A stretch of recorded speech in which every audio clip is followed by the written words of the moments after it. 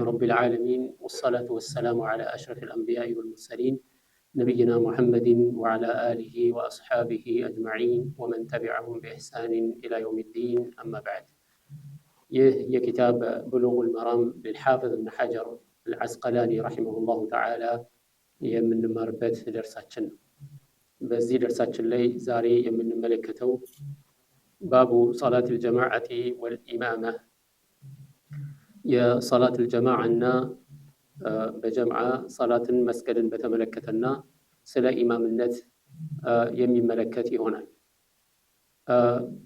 ሰላት ጀማዓ የሚባልበት ምክንያቱ ሁለት ነገሮች በአንድ ላይ ሲመጡ ነው።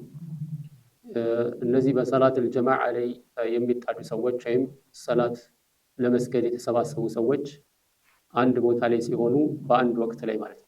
በአንድ ወቅት ላይ አንድ ቦታ ላይ ሆነው ለሰላት ሲሰባሰቡ ሰላት አልጀማዓ ወይም ለሰላት ተሰባስበው ሲሰግዱ ሰላት አልጀማዓ ይባላል ወይም ሰላት አልጀማዓ ይባላል ሰላታቸው። በዚህም መሰረት ከነዚህ ከሁለቱ አንዱን ካጣ ሰላት አልጀማዓ አይባልም ማለት ነው። ከሰዎች ጋር አብሮ ይሰግዳል፣ ነገር ግን በሰዓት ከነሱ ጋር አይገናኝም። ሰላት አልጀማዓ ሰገደ አይባልም ማለት ነው። እንደዚሁም ከሰዎች ጋር በጀማዓ ሰግዷል፣ ነገር ግን በቦታ ከነሱ ጋር አንድ አይደለም፣ ሰላት አልጀማዓ አይባልም ማለት ነው። በቦታም በወቅትም ከሰዎች ጋር በአንድ ላይ ተሰባስቦ ሲሰግድ ሰላት አልጀማዓ የሚባለው የዛኔ ነው ማለት ነው።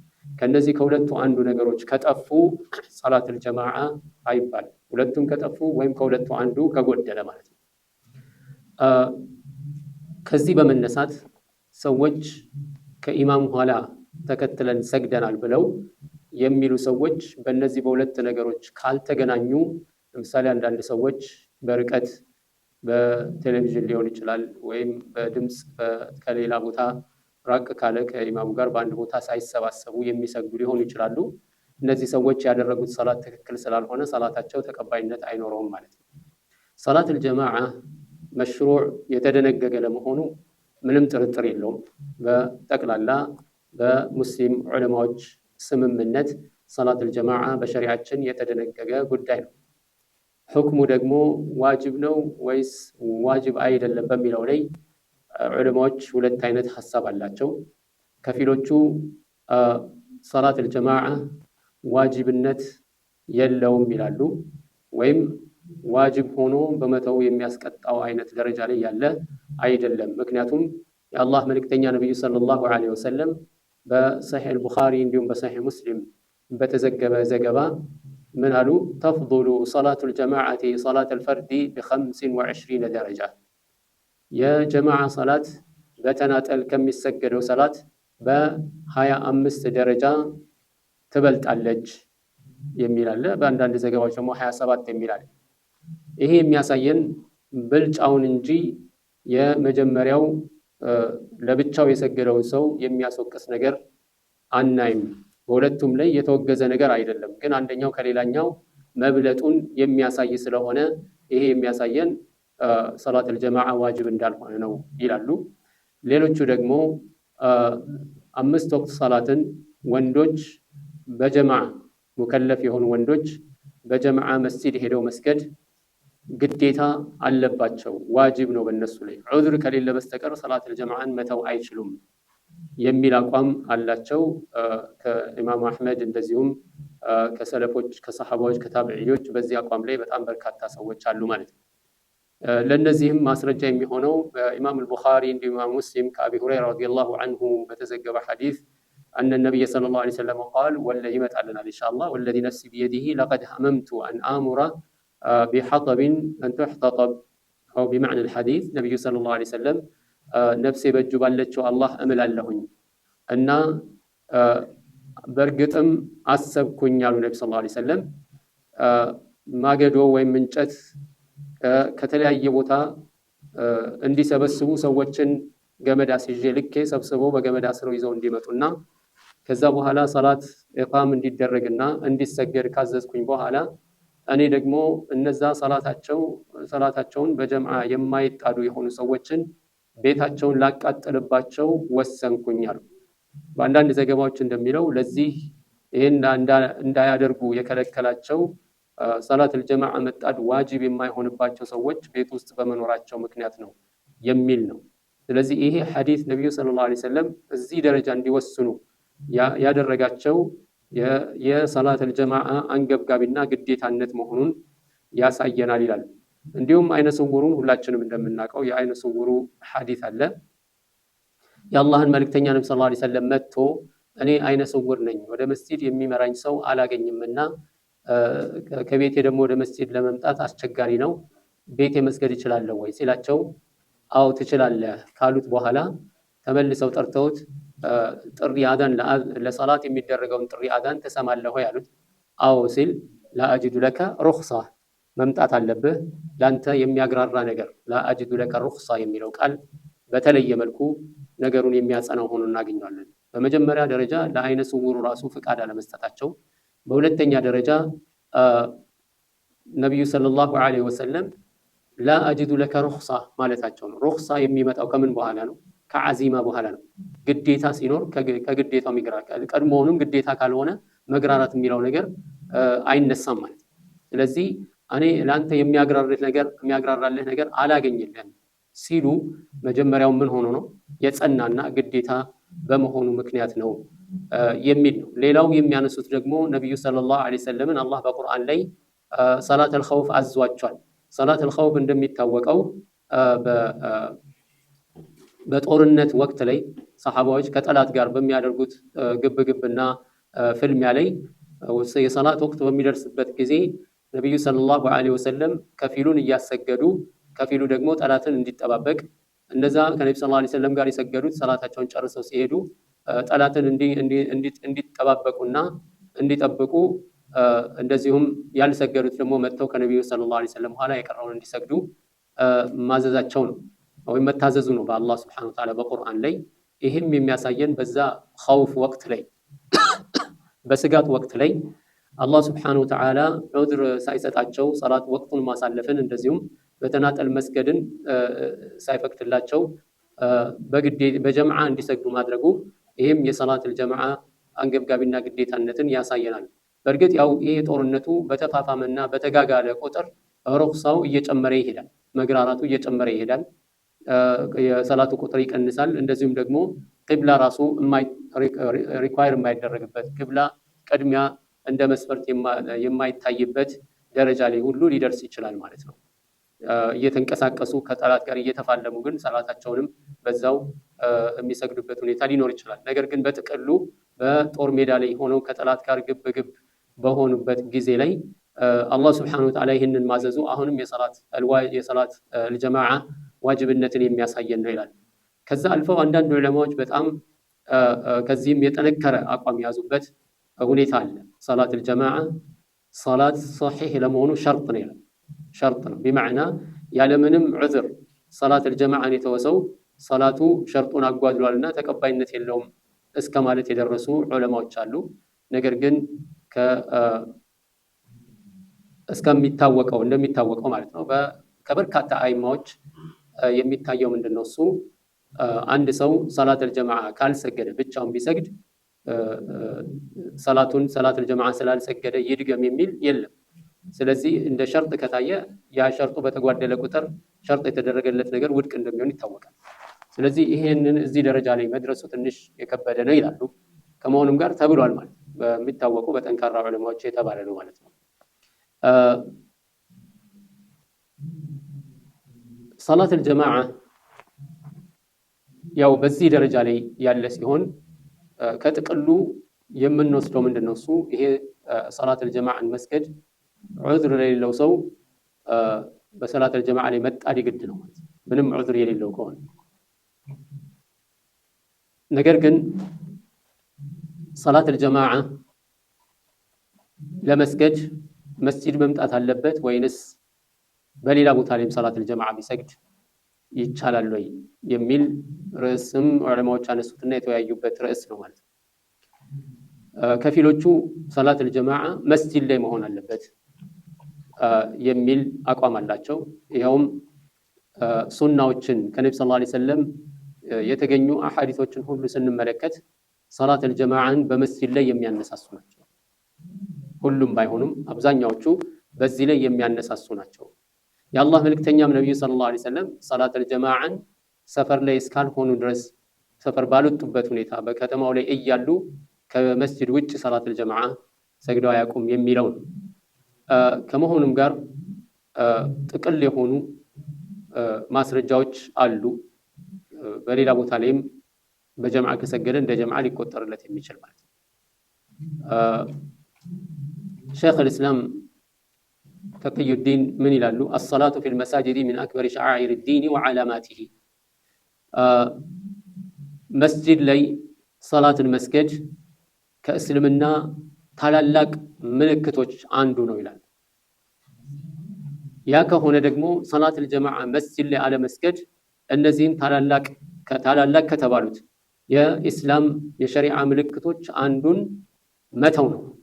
ስለዚህ የግድ ወደ መስጂድ መመጣት አለበት የሚል ነው። ለዚህም እንደ ማስረጃ የሚያነሱት የአብዱላህ ብን መስዑድ ረዲየላሁ ዐንሁ ሐዲስ ሲሆን መን ሰረሁ አን የልቃ አላህ ገደን ሙስሊመን፣ ማንኛውም ሰው ነገ አላህን ስብሓነሁ ወተዓላ ሙስሊም ሆኖ መገናኘት የሚያስደስተው የሆነ ሰው ሁሉ ፈልዩሰሊ ሃዚሂ ሰለዋት አልኸምስ፣ እነዚህን 5 ወቅት ሰላቶች ይስገዳቸው። ሐይሱ ዩናዳ ቢሂና፣ እነዛ ሰላቶች ጥሪ የሚደረግላቸው ቦታዎች ላይ፣ ለነዛ ሰላቶች ጥሪ የሚደረግላቸው ቦታዎች ላይ። ያው እንደሚታወቀው ለሰላት ጥሪ የሚደረገው መስጂድ ላይ። ሐይሱ ዩናዳ ቢሂን ፈላሁ ሸረዐ ሱነነል ሁዳ፣ አላህ ስብሓነሁ ወተዓላ የቀጥተኛው መንገድ ወይም ደግሞ የመመራትን ሁዳ ቀጥተኛውን መንገድ የመመራት ፈለጎችን አላህ ስብሓነሁ ወተዓላ ደንግጓል። ወኢነሁነ ሚን ሱነኒል ሁዳ፣ እነዚህ ሰላቶች ሰላተል ጀማዓ በመስጂድ ላይ መሰገዱ ደግሞ ከትልልቅ የሂዳያ መንገዶች ናቸው። ከሂዳያ መንገዶች አንዱ ነው። ወኢነኩም ለው ሰለይቱም ፊ ቡዩቲኩም፣ እናንተ ቤታችሁ የምትሰግዱ ከሆነ ከማ ሰላ ሃዘል ሙተኸሊፉ ፊ በይቲሂ፣ ይሄ ከሰላተል ጀማዓ ወደ ኋላ ያፈገፈገ የሆነ ሰው ቤቱ እንደሚሰግደው የምትሰግዱ ከሆነ ለተረክቱም ሱነተ ነቢይኩም፣ የነቢያቸውን ሱና ትታችኋል ማለት ነው። ወለው ተረክቱም ሱነተ ነቢይኩም ለዘለልቱም፣ እንደዚሁም እናንተ የነቢያችሁን ፈለግ ሱና ምትተው ከሆነ ትጠማላችሁ። ወለቀድ ረአይቱና ወማ የተኸለፉ ዐንሃ ኢላ ሙናፊቁን ማዕሉሙን ኒፋቅ፣ እኔ ራሳችንን አስባለሁ ወይም አይቻለሁኝ። ወለቀድ ረአይቱና፣ እኔ እዛ በነቢ ሰለላሁ ዐለይሂ ወሰለም ዘመን ላይ እኛን አይቻለሁ፣ በማዕና አስታውሳለሁ እንደማለት ነው። ወማ የተኸለፉ ዐንሃ፣ ከሰላተል ጀማዓ ወደ ኋላ የሚቀር ሰው ማንም የለም። ኢላ ሙናፊቁን ማዕሉሙን ኒፋቅ፣ ሙናፊቅ የሆነ ሙናፊቅነቱ ደግሞ ግልጽ የወጣ የሆነ ሙናፊቅ ካልሆነ በስተቀር ከሰላተል ጀማዓ የሚያፈገፍግና የሚቀር ማንም የለም። ወለቀድ ካነ ረጁሉ ዩእታ፣ በእርግጥም አንድ ሰው ይመጣ ነበር። ዩእታ ማለት ሰዎች ያመጡታል ማለት ነው። ያእቲ ቢሂ الرجال ዩእታ ቢሂ ዩሃዳ በይነ الرجلين፣ በሁለት ወንዶች መሃል ተጎትቶ ማለት እየተጎተተ ይመጣል። ሐታ ዩኻመ ፊ الصፍ፣ አምጥተው ሰፍ ላይ እስከሚያቆሙት እየጎተቱ ይዘው መጥተው ለሁለት ይዘውት እየጎተቱ አምጥተው ሰፍ ላይ እስከሚያቆሙት ድረስ ይዘውት ይመጡ እንደነበረ በእኛ ዘመን ላይ አስታውሳለሁ ይላል። ይሄ ሁሉ የሚያሳየን ምን ያህል የሰላተል ጀማዓ አንገብጋቢነት፣ በተለይ መስጂድ ላይ የሚሰገድ የሰላተል ጀማዓ አንገብጋቢነትን የሚያሳየን ነው። እንደምናየው ያው ያለምንም ዑዝር ሰላተል ጀማዓ መቅረት ይሄ ምንም አይነት እድል እንደሌለው ያሳየናል። ስለዚህ ዑዝር ከሌለው አንድ ሰው የግዴታ መስጂድ መቅረብና መስገድ አለበት ማለት ነው። ጀማዓ በጥቅሉ የተደነገገበትን ሁኔታ ስናይ ሕክማው ማለት ነው በጣም ብዙ ሕክማዎችን ማንሳት እንችላለን። ምንድን ነው እሱ? ለምን ሰላተል ጀማዓ ወይም በጀማዓ ሰላት እንዲሰገድ ለምን ተፈለገ የሚለውም ብናነሳ ብዙ ምክንያቶችን ሁላችንም አሁን እናንሳ ብንል ብዙ ምክንያቶችን ማንሳት እንችላለን። አንደኛ የሚን ሸዓኢር ኢስላም ነው። ሙስሊሞች ዲናቸውን ከፍ አድርገው የሚያሳዩበት መንገድ ነው።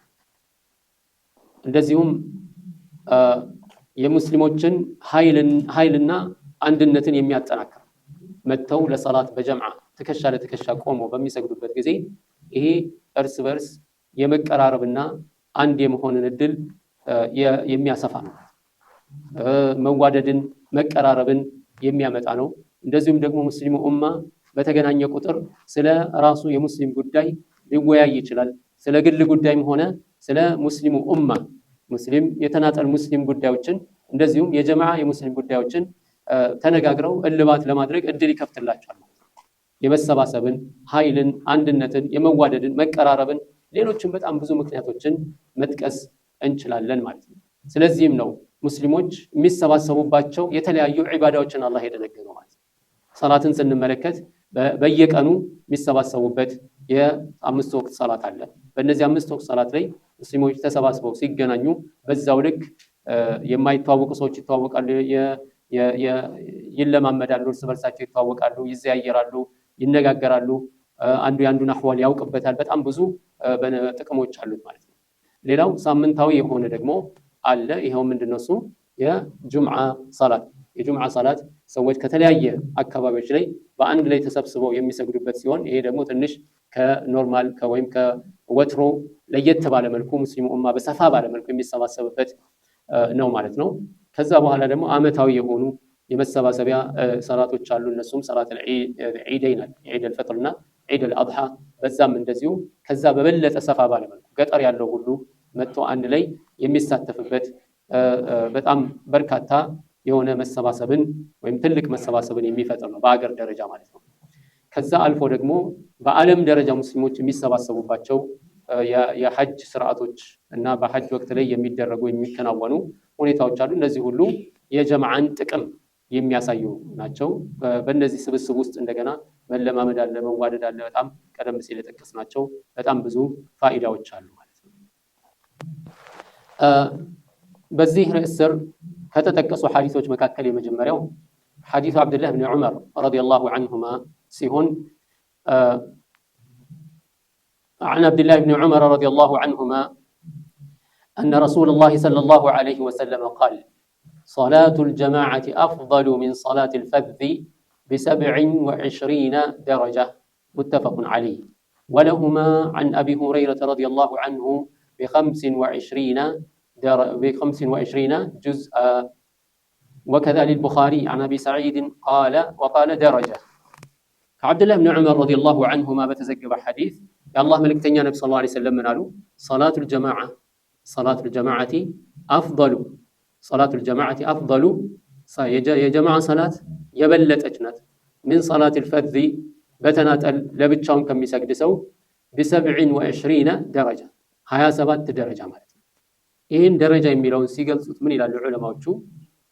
አንድ ሰው ለብቻው አንድ ሰላት ቢሰግድ ሌላኛው ደግሞ በጀማዓ አንድ ሰላት ቢሰግድ ይሄኛው አንድ ሰላት እንደሰገደ ሲቆጠር ይሄ በጀማዓ የሰገደው ሰው የሱን 27 እጥፍ ነው የሚያገኘው ማለት ነው። 27 እጥፍ ደረጃው ከፍ ያለ ወይም ደግሞ 27 ጊዜ የበዛ የሆነ ሰላትን እንደሰገደ ነው የሚቆጠረው። ስለዚህ አንድ ሰው ለብቻው ሲሰግድ አንድ ሐሰናት ካገኘ ይሄኛው ስንት ያገኛል? 27 ያገኛል። ይሄኛው ብቻውን የሰገደው 10 ካገኘ ይሄ ደግሞ በ27 እጥፍ ነው የሚያገኘው። በ27 እጥፍ ነው የሚያገኘው። ስለዚህ አንድ ሰው ለብቻው አንድ ሰላት ሲሰግድ ያኛው ደግሞ 27 ሰላት እንደሰገደ ይቆጠራል። ሁለቱም የሰገዱት አንድ ሰላት ነው። ነገር ግን በጀማዓ ስለሰገደ ለብቻውን ስለሰገደ ለብቻው የሰገደው አንድ ሰላት ሲሆን በጀማዓ የሰገደው ደግሞ 27 ሰላት እንደሰገደ ይቆጠራል የሚል ነው። እንደዚሁም ይሄ ሐዲስ ሙተፈቁን ዐለይህ ቡኻሪና ሙስሊም የተስማሙበት ሐዲስ ነው። ወለሁማ عن ابي هريره رضي الله عنه እንዲሁም ከእነሱ ለሁማ አልቡኻሪ ወሙስሊም ኢማሙ አልቡኻሪ ኢማሙ ሙስሊም በዘገቡት ሐዲስ عن ابي هريره رضي الله عنه ب25 جزءا በ25 ክፍል የላቀ ነው ማለት 25 ደረጃን ወይም 25 ክፍል የላቀ ነው። وكذا للبخاري عن ابي سعيد ልክ እንደዚሁ ኢማሙ አልቡኻሪ ከአቢ ሰዒድ الخدري በዘገቡት ሐዲስ وقال ب25 ደረጃ የሚል ተዘግቧል ማለት ነው። እነዚህ ሶስት ሐዲሶች አንደኛው ከአብዱላህ ብን ዑመር፣ ሁለተኛው ከአቢ ሁረይራ፣ ሶስተኛው ከአቢ ሰዒድ እነዚህ ሶስቱም የሚያሳዩን ምንድነው? እሱ የጀማዓ ሰላት ከነጠላ ሰላት ምን ያህል ብልጫ እንዳለው የሚጠቁሙን ነው ማለት ነው። ከዚህ ሐዲስ የምንረዳው አንደኛ ሰላት አልጀማዓ ያለውን ትሩፋት የሰላት አልጀማዓ ትሩፋቱን ጥቅሙን እናያለን። ብቻውን ከሚሰግደው ምን ያህል እጥፍ እንደሆነ ማለት ነው። ይሄ ከሆነ አንድ ሰው እንዲሁ በከንቱ ይሄንን ደረጃ ዝም ብሎ ያለምንም ምክንያት ማባከን ይሄ በጣም ሞኝነት እንደሆነ ያመለክታል ይላል። እንዴት ሆኖ አንድ ሰው አይምሮ በደንብ የሚሰራ ሂሳብ የሚያደርግ ከሆነ ያለምንም ምክንያት እንዴት አንድ ሰው 27ን ትቶ አንድ ይፈልጋል? በማና አንድ ሰው ስራ ቦታ የሆነ ስራ ሰርተህ በቀን በሰዓት 27 ብር ይከፈልሃል ቢባል ሌላ ሰላት ደግሞ ሌላ ስራ በሰዓት 1 ብር ነው የሚከፈልህ ቢባል ምን አይነት አይምሮ ያለው ሰው ነው? ከቤቱ ወጣ ብሎ የተወሰነ እርምጃዎችን ወይም የተወሰኑ ማይሎችን ነድቶ በሰዓት 27 ብር እንዲከፈለው ከማድረግ ይልቅ ቤቱ ቁጭ ብሎ በሰዓት 1 ብር እንዲከፈለው የሚፈልግ ማን አለ? ማንም የለም። በጣም ብዙ ማይሎች ይሄዳል አንድ ሰው በጥሩ ደረጃ ጥሩ ክፍያ በሰዓት የሚከፈለው ካገኘ በዱንያ። አኺራ ሲሆን ደግሞ ከዛ ይላቀ ነው። ያ 27 ደረጃ እኮ በዛ ብቻ አይቆም። በዛ ብቻ የሚቆም ሳይሆን በ10 ይባዛል፣ እንደገና በ70 ይባዛል፣ በ700 ይባዛል ኢላ አድዓፊን ከሲራ። نعم والله ذو فضل عظيم። ስለዚህ ይሄንን ምንም ችግር የለውም ብሎ የሚቀመጥ ማንም ሊኖር አይገባም የሚሉት ዑለማዎች። ስለዚህ ሰላቱል ፈርድ የሚባለው ሰላቱል ሙንፈሪድ የሚባለው ሰውየው ለብቻው ቤቱ ሆኖ የሚሰግደው ያለምንም ዑዝር ቤቱ ሆኖ የሚሰግደው ሰላት ነው። ዑዝር ኖሮት በዑዝር ምክንያት ሰላቱል ጀማዓ ካመለጠውስ ይሄ ሰው ሌላ ሐዲስ አለ። የአላህ መልእክተኛ ነብዩ ሰለላሁ ዐለይሂ ወሰለም እንዳሉት ኢማም አልቡኻሪ በዘገቡት ሐዲስ ኢዛ መሪደ አልዓብዱ አው ሳፈረ አንድ ሰው ሲታመም ወይም ደግሞ ከሀገር ሲወጣ ሰፈር ሙሳፊር ሆኖ በሚሄድበት ጊዜ እንደሚታወቀው የታመመ ሰው እንደዚሁም ደግሞ ሙሳፊር የሆነ ሰው በአገሩ ላይ እንደሚኖር ሁሉ ነገር ተመቻችቶለት በተሟላ መልኩ ማድረግ ብዙ ነገሮችን አይችልም። ከዚህ በመነሳት ምን ያደርጋል? ብዙ ነገሮች ይጓደሉበታል። ሙሳማና በሽተኛ ከሆነ ለምሳሌ ሰውየው ሰላቱን እንደ ህመሙ መጠን 2 ሰላቶችን በአንዴ ሊሰግድ ይችላል። ቁጭ ብሎ ሊሰግድ ይችላል። እንደዚሁም ደግሞ ተጋድሞም ሊሰግድ ይችላል። እንደ ህመሙ ሁኔታ ማለት ነው። መስጂድ መሄድ የማይችልበት ደረጃ ላይ ሊሆን ይችላል። በጥቅሉ አንድ ሰው ጤነኛ በሚሆንበት ጊዜ የራሱ የሆነ ነሻጣ አለው። እሱ በሚያልመውና በሚፈልገው ነገር ላይ አክቲቭ ሆኖ የሚንቀሳቀስበት ማለት ነው። ስለዚህ አንድ የአላህ ባሪያ የሆነ ሰው ጤነኛ በሆነበት ጊዜ በምን ላይ ነው አክቲቭ የሚሆነው? የሚታወቀው በሰላት ላይ፣ በዒባዳ ላይ፣ በእነዚህ ነገሮች ላይ አክቲቭ ነው ሰውየው። በጣም ነቃ ብሎ የሚሳተፍ ነው። ሰላቱል ጀማዓ ይመጣል፣ አያመልጠውም ሰላት። እንደዚሁም በምንም ምክንያት በኸይር ነገር ላይ ወደ ኋላ አይቀርም። ስለዚህ ይሄ ሰው ሲታመም እነዚህ ነገሮች መስራት ይሳነዋል። ወይም ሙሳፊር በሚሆንበት ጊዜ እነዚህ ነገሮች ሙሉ ለሙሉ ማምጣት ይቸግረዋል። ስለዚህ ምን አሉ ነብዩ ሰለላሁ ዐለይሂ ወሰለም? አንድ ሙስሊም የሆነ ሰው የአላህ ባሪያ የሆነ ሰው ሲታመም ወይንም ሰፈር ሲወጣ ሙሳፊር ሆኖ በሚሄድበት ጊዜ ኩቲበ ለሁ ማ ካነ ያዕመሉ ወሁወ ማ ካነ ያዕመሉ ሰሒሐን ሙቂማን በአገሩ ላይ ሆኖ ይሰራው የነበረውን ሙሉ አጅር ይጻፍለታል። እንደዚሁም ጤነኛ ሆኖ አዘውትሮ ይሰራ የነበረውን ሙሉ አጅር ይጻፍለታል የሚል ነብዩ ሰለላሁ ዐለይሂ ወሰለም የተናገሩ። ስለዚህ አሁን የሚያሳየን ምንድነው? ያለ ዑዝር የቀረውን ነው እንጂ በዑዝር ምክንያት ሰላቱል ጀማዓ ያልተጣደው ሰው ሙሉ አጅሩን እንደሚያገኝ የምንረዳበት ነው። ሌላው ግን ከሐዲሱ የምንረዳው ሌላው ምንድነው? እሱ ሰላቱል ጀማዓ ግዴታ ነው ብንልም እንኳን ሰላቱ ተቀባይነት ለመኖር ሰሒህ ለመሆኑ ሰላቱል ጀማዓ ሸርጥ አይደለም ማለት ነው። ሰላቱል ጀማዓ ሸርጥ አይደለም። ለምን? አሁን እዚህ ቦታ ላይ ምንድነው የተደረገው? 2 ነገር ነው የተወዳደረው ማለት ነው። ሰላቱል ጀማዓ ወሰላቱል ፈርድ። እነዚህን 2ቱ በሚሆንበት ጊዜ ምንድነው የተባለው? 2ቱም ተቀባይነት አግኝቷል አላገኙም? አግኝቷል አይደለም? የተለያየው ምንድነው? ደረጃቸው። ስለዚህ ደረጃው ተለያየ እንጂ ለብቻ የተሰገደው ሰላት ተቀባይነት አግኝቷል። ከዚህ በመነሳት በሰላቱል ጀማዓ ሰላት የሚሰግደው አንድ ሰው የሚሰግደው ሰላት ተቀባይነት ለመኖሩ ልብ እንበል። ተቀባይነት ለመኖሩ ሰላቱል ጀማዓ ምን አይደለም? ሸርጥ አይደለም። ለብቻውንም ከሰገደ አላህ ይቀበለዋል፣ በጀማዓም ከሰገደ አላህ ይቀበለዋል። ነገር ግን በጀማዓ የሚሰግደው ሰላት ምንድነው? በደረጃ በጣም ከፍ ያለ ብቻውን ከሚሰግደው ስለዚህ ይሄ ሰላት ይሄ ነው ግዴታውን ተወጥቷል፣ አንድ አጅር አግኝቷል። እንደዛኛው አይሆንም። ነገር ግን ሰላቱ ሰሒህ ለመሆኑ ሸርጥ አይደለም። ይሄ አባባል ምንድን ነው ትርጉሙ? ሰላቱ ሰሒህ ለመሆኑ ሸርጥ አይደለም ስንል ምን ለማለት ነው? ይሄ ሰውዬ ብቻውን ዙህር ሰላት ከሰገደ ለምሳሌ በጀማዓ ለመስገዱ ሸርጥ አይደለም፣ በጀማዓ መስገዱ ሸርጥ አይደለም ስንል ያኒ ሰውየው በጀማዓ መስገዱ ሸርጥ ነው ካልን ለብቻ የሰገደው ሰላት ምን ሊሆን ነው? ባጢል ሊሆን ነው ማለት ነው። ግልጽ ነው አይደል? ስለዚህ ብቻውን የሰገደው ሰላት ባጢል አይደለም። ምክንያቱ ለምንድን ነው? እሱ በጀማዓ መስገድ ለሰላት ተቀባይነት እንዲኖረው ሸርጥ አይደለም። ናም ሌላው ከሐዲሱ የምንረዳው መልካም ስራዎች እኩል ደረጃ እንደሌላቸው፣ ተመሳሳይ ስራዎች እንኳን ቢሆኑ በጥራታቸው በአይነታቸው ምክንያት እንደሚበላለጡ ከሐዲሱ የምንረዳበት ነው። 27 ደረጃ ከፍ ሲል 25 ደረጃ ከፍ ሲል አንድ ተመሳሳይ የሆነ መልካም ስራ እንደ ስራው ጥራትና እንደ ብቃቱ አንድ አይሆንም ማለት ነው። ሊበላለጥ ይችላል። እንደ ጥራቱ ይበላለጣል ማለት ነው። አንድ አይነት ስራ ሆኖ ራሱ። ሌላው እዚህ ቦታ ላይ ዑለማዎች ያነሱት ምንድነው 25 27 ሲባል እንዴት ነው የሚለው ነገር ነው። ያው ይሄ ቁጥር ብዙ ጊዜ አንድ አድርጎ ለማስኬድ አያስቸግርም። እንደ ልዩነት ተቆጥሮ የተጋጨ ነው ሊባል የሚችልበት አለ። ምክንያቱም 25 በ27 ውስጥ መካተት የሚችል ነው። እንደገና ደግሞ ትልቁ ቁጥር ሊወሰድ ይችላል አንደኛ። ምክንያቱም አላህ Subhanahu Wa Ta'ala 27 ደረጃን ከሰጠ ከኋላ ላይ እንደገና መልሶ ደግሞ ወደ 25 ያደርገው። አንድን ኸይር ነገር አላህ Subhanahu Wa Ta'ala ለባሪያዎቹ ካደረገ ያንን ነገር ይጨምረዋል እንጂ አይቀንስም። ስለዚህ ምን ለማለት ያስችለናል? 25 ደረጃ ተብሎ ነበረ እንደገና 27 ደረጃ ሆነ የሚል መደምደሚያ ላይ ሊያደርሰን ይችላል። ሁለቱን አንድ ላይ ስናደርገው። ሌላው ሁለቱን አንድ ላይ ማሰባሰብ መንገድ ያስቀመጡት ምንድነው? እንደ ቦታው፣ እንደ ሰላቱ ጥራት፣ እንደ ሰውየው ቦታው ላይ ኹሹዕ ማሳየት፣ ሰላቱ ላይ ልቡን አቅርቦ እንደ መስገድ፣ እነዚህና የመሳሰሉ ሁኔታዎች የደረጃው መጠን ከ25 እና 27 መሃል የሚዘዋወር ይሆናል የሚልም ማብራሪያ የተሰጠበት ሁኔታ አለ ማለት ነው።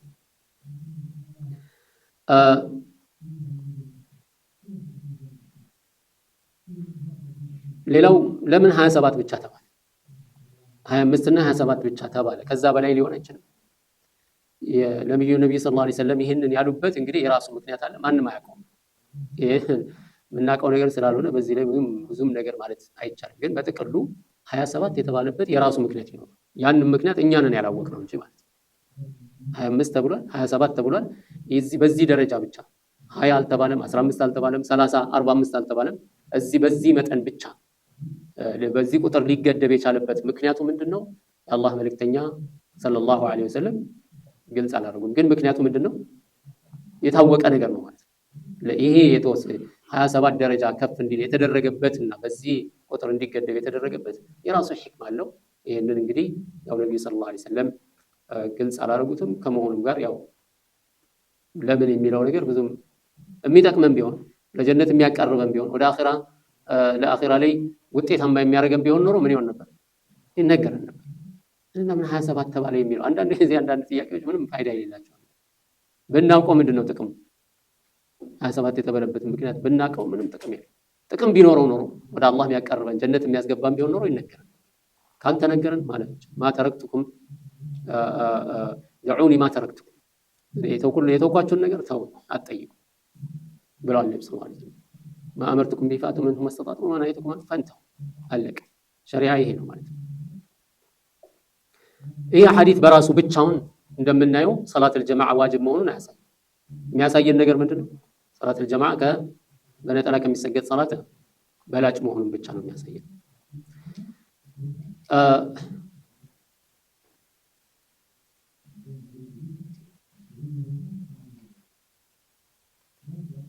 ወደ ቀጣዩ ሐዲስ ስንሄድ ከአቢ ሁረይራ ረዲየላሁ ዐንሁ በተዘገበ ሐዲስ وعن ابي هريره رضي الله عنه ان رسول الله صلى الله عليه وسلم قال ከአቢ ሁረይራ በተዘገበ ሐዲስ የአላህ መልእክተኛ ነብዩ ሰለላሁ ዐለይሂ ወሰለም ምን አሉ?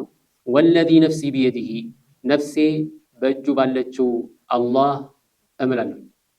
በዛ ነፍሴ በእጁ ባለችው እምላለሁ በማዕና በአላህ እምላለሁ ማለት ለቀድ ሀመምቱ በርግጥ አሰብኩኝ አን አሙረ ቢሐጠብን ፈዩሕተጠብ እንጨት በእንጨት ላዝ ማለት ነው፣ እንዲሰበሰብ እንጨት እንዲሰበሰብ ላዝ።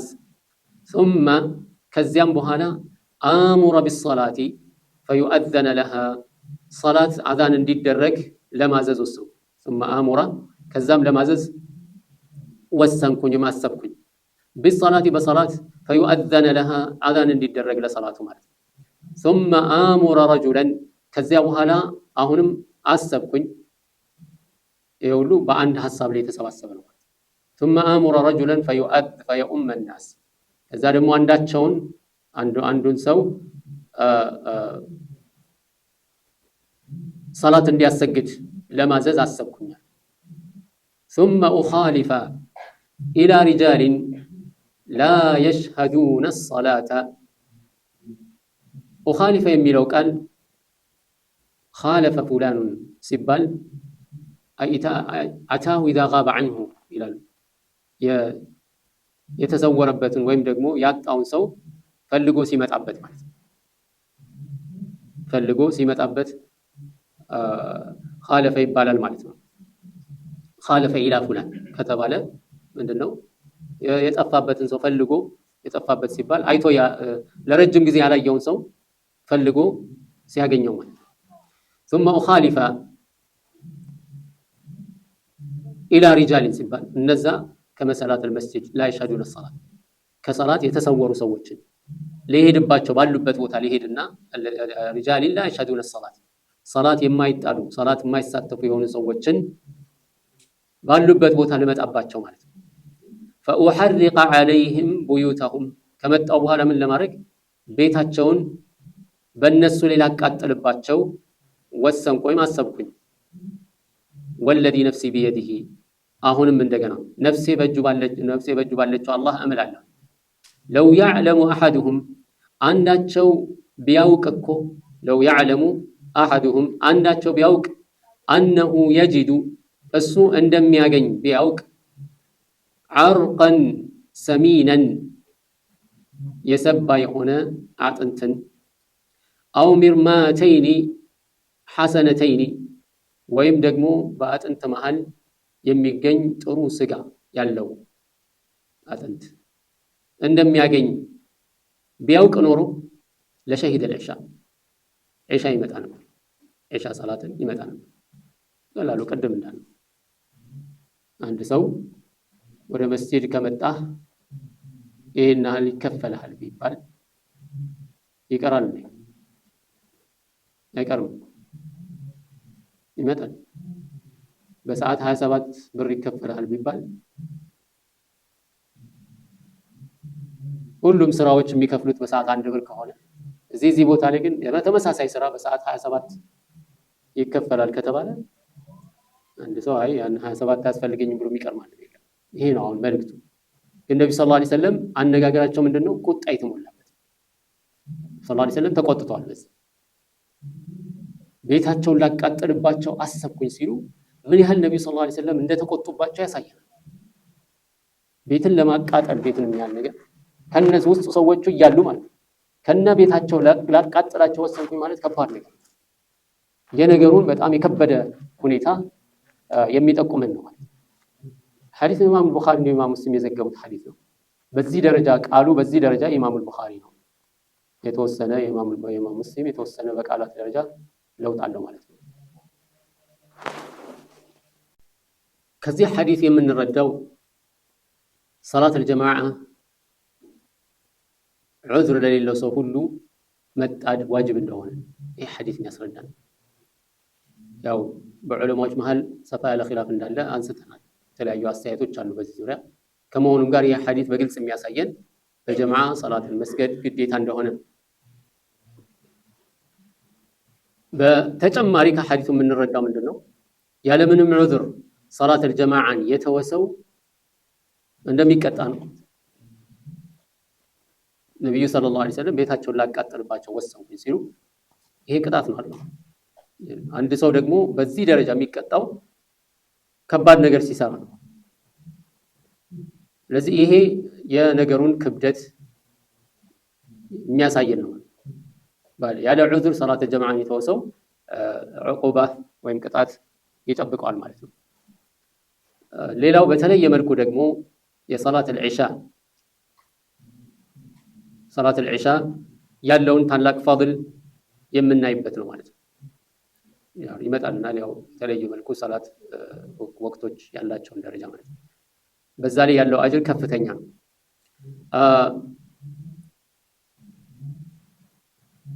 ሌላው በተለየ መልኩ ሰላት العሻ እንዲሁም ሰላት الፈጅር ሊከብደው የሚችለው ሰው ቢኖር ከዑዝር ውጪ ማለት ነው። ከዑዝር ውጪ ሊከብደው የሚችለው ሰው ቢኖር ማን ነው? ለነዚህ ሰላት ያለው ግምት ዝቅተኛ የሆነ ሰው ነው። ይሄን ነው ዑለማዎች ለሰላት ያለውን ዝቅተኛ የሆነ ግምት የሚያሳይ በተለይ ሰላት الፈጅር እና ሰላት العሻ ማለት ነው።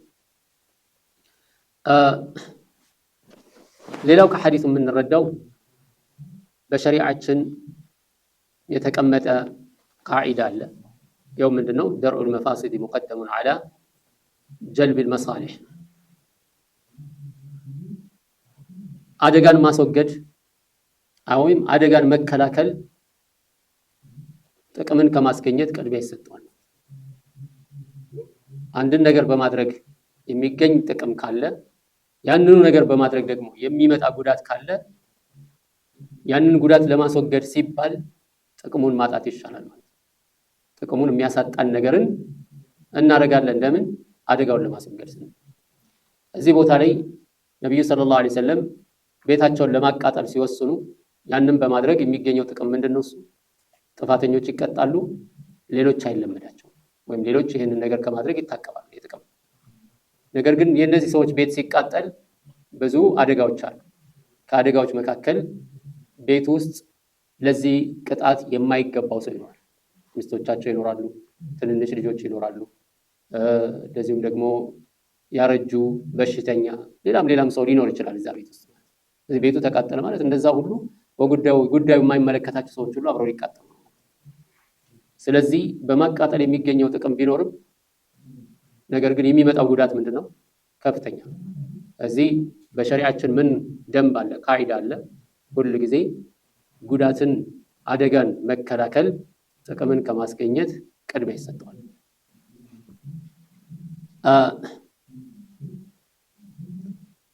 ሌላው አስፈላጊ ሆኖ ከተገኘ በአንዳንድ ወሳኝ ጉዳዮች ላይ አንድ ሰው ቢምል ችግር እንደሌለው እንረዳለን። በመሰረቱ መሐላ ዝም ብሎ አንድ ሰው አፉ ላይ ያስቀመጠው ነገር መሆን የለበትም። ምክንያቱም ከመሐላ ጋር ተያይዘው የሚከተሉ ነገሮች ስላሉ ባገኘው ነገር ሁሉ መማል የለበትም። አስፈላጊና አንገብጋቢ በሆኑ ጉዳዮች ላይ ግን መማል እንደሚቻል ከሐዲሱ እንረዳለን። ነብዩ ሰለላሁ ዐለይሂ ወሰለም በመሐላ ያጸኑት ጉዳዩን ማለት ነው።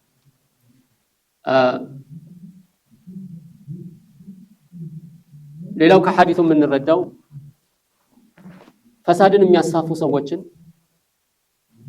ባሉበት ቦታ ሄዶ መያዝና ለፍርድ ማቅረብ ከባለ ስልጣን ኃላፊነት የተሰጣቸው ሰዎች ይህንን ማድረግ የሚችሉ መሆኑን እንረዳለን ይላሉ ዑለማዎች።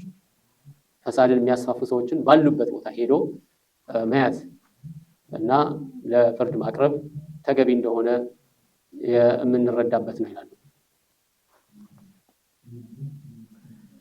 ሌላው ከሐዲሱ የምንረዳው አንድ ሰው ኢማኑ በደከመ ቁጥር ከአኺራው አጅር የበለጠ የዱንያው ጥቅም እንደሚያሳስበው ያሳያል። ኢማኑ በደከመ ቁጥር ከአኺራው ጥቅም ይልቅ የዱንያው እንደሚያሳስበውና ለዛ ቅድሚያ እንደሚሰጥ ያሳየናል። ይኸው በሰላተል ጀማዓ በመምጣት የሚገኝ ስጋ ወይም እንደዚህ የዱንያዊ ጥቅም የሆነ ነብዩ ሰለላሁ ዐለይሂ ወሰለም እንዳስቀመጡት ማለት ነው። የሰባ የሆነ አጥንት ስጋ ያለው አጥንት ቢያገኝ ይመጣ ነበር ሲሉ ኢማኑ የደከመ ሰው እንደዚህ አይነት አጋጣሚዎችን ቅድሚያ እንደሚሰጥ እንረዳለን። ነስአሉላህ ሰላመተ ወልዓፊያ። هذا وصلى الله وسلم على نبينا محمد وعلى آله وصحبه أجمعين.